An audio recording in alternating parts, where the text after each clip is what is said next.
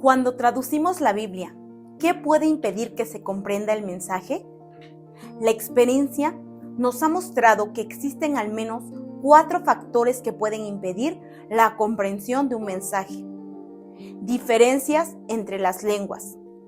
El hecho de que el mensaje original se escribió para una situación específica que los oyentes nuevos no entienden plenamente. Diferencias entre la cultura y el estilo de vida en los tiempos bíblicos y la cultura de la lengua receptora. Factores espirituales. 1. Diferencias entre las lenguas. Un mensaje se expresa por medio de la gramática y las palabras de una lengua. Como ya se dijo, la gramática y las palabras de cada lengua son diferentes a las de las demás lenguas. Una de las razones más comunes por la cual una traducción es difícil de comprender es que el lenguaje de la traducción no es natural. 1. Con frecuencia, los traductores no logran transferir los rasgos distintivos del discurso. Estos rasgos le indican al lector cómo va conectado el texto, puesto que marcan el tema central del pasaje y el énfasis e importancia relativa de las diferentes partes del significado. 2. A veces la información del mensaje se transmite de una manera confusa en la lengua receptora. Por ejemplo, si la información se da en oraciones largas, no naturales o complejas, el lector tendrá dificultad para comprenderla. Tampoco será fácil entender el mensaje si las palabras no están en un orden normal. ¿Cómo se puede evitar el lenguaje no natural en una traducción? 1. Estudiando la lengua receptora. Aun cuando usted sea un hablante nativo de la lengua receptora, debe estudiar textos en su propia lengua para darse cuenta de las reglas especiales de la lengua. Así podrá notar las diferencias entre la lengua fuente y la lengua receptora. Si usted nota las diferencias, podrá evitar emplear las formas gramaticales de la lengua fuente en la lengua receptora. Podrá, además, aprender a usar todos los recursos de su lengua para traducir el mensaje. 2. Empleando buenos métodos para traducir. Recuerde los 2 pasos de la traducción. Paso 1.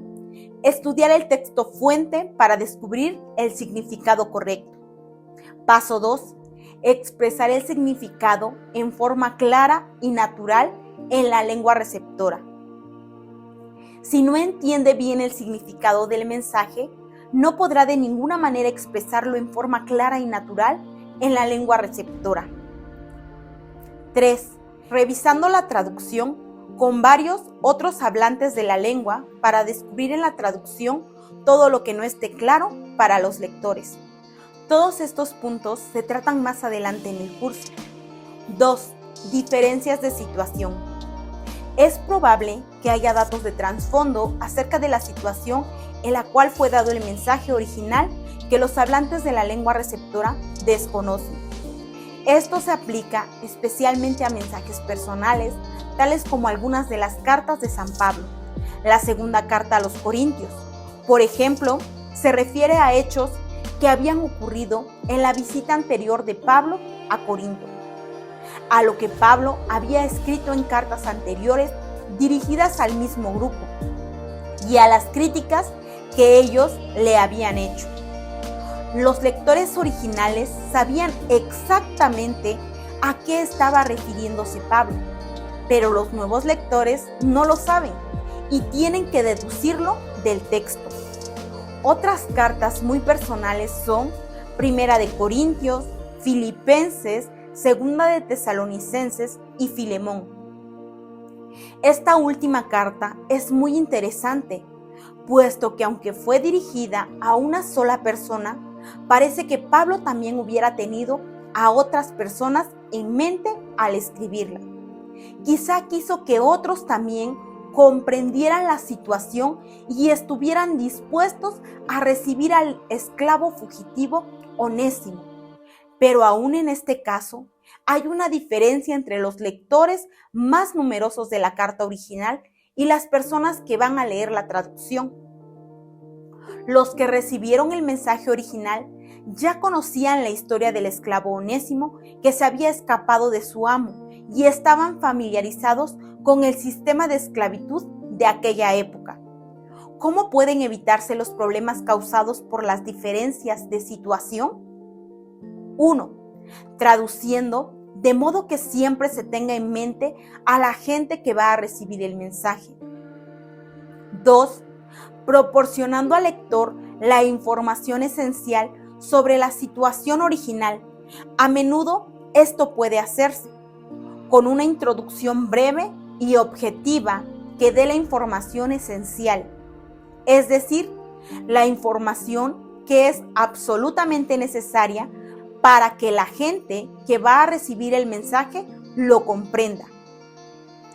Con notas adicionales al pie de página, con títulos y subtítulos claros y precisos. Esto también se tratará detalladamente más adelante. 3. Diferencias de cultura. La dificultad puede surgir de referencias a cosas e ideas desconocidas en la cultura de la lengua receptora, falta de información que el hablante supone que es conocida para los oyentes, referencias a incidentes históricos conocidos por los oyentes originales, especialmente incidentes mencionados en el Antiguo Testamento, referencias a acciones simbólicas que no tienen significado para los hablantes de la lengua receptora o tienen un significado diferente. ¿Cómo pueden evitarse los problemas causados por diferencias culturales? 1. Teniendo siempre presente la manera en que los oyentes comprenderán el mensaje y expresándolo de tal manera que sea lo más claro posible para ellos. Ver los ejemplos que se dan más adelante. 2. Proporcionando información esencial y básica acerca de la cultura y la forma de vida de los tiempos bíblicos, por medio de ilustraciones, notas adicionales al pie de página y subtítulos. Otros escritos complementarios, tales como libros acerca de las costumbres de los judíos. Esto se tratará más detalladamente en el capítulo 16. 3. Proporcionando, hasta donde sea posible, cierta información adicional en la traducción. Ver los ejemplos que se darán más adelante.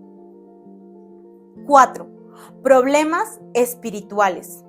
La parábola del sembrador ilustra el hecho de que, a veces, aunque el mensaje sea comprensible, puede ser que no se entienda porque la gente no está interesada.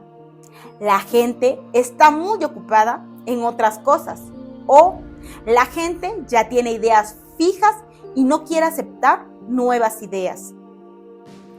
Es por la obra del Espíritu Santo que las personas llegan a comprender el significado personal del mensaje y deciden creer.